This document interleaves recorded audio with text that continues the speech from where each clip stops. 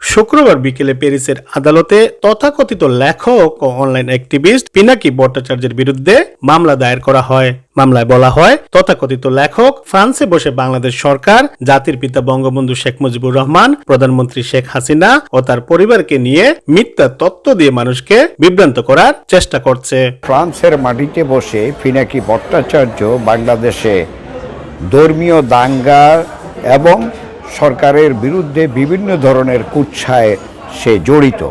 এই অপপ্রচারের নেতৃত্ব দিচ্ছে লন্ডনে বসে তারেক জিয়া, আর তারেক জিয়ার অন্যতম দূষণ এই প্যারিসে বসে পিনাকি ভট্টাচার্য এই স্বাধীনতা বিরোধী অপশক্তির সাথে মিলে দেশ ও জাতির কল্যাণের বিরুদ্ধে এগিয়ে চলা বাংলাদেশের বিরুদ্ধে, জননেত্রী শেখ হাসিনার বিরুদ্ধে, স্বাধীনতার স্থপতি বঙ্গবন্ধু এবং তার পরিবারের বিরুদ্ধে অপপ্রচারের পোর্টাল, ফেসবুক, ইউটিউব সহ সামাজিক যোগাযোগ মাধ্যমে দেশের বিরুদ্ধে মিথ্যা তথ্য ছড়াচ্ছে।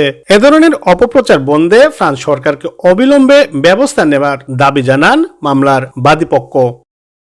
মামুনুল বাবু, সময় সংবাদ, প্যারিস।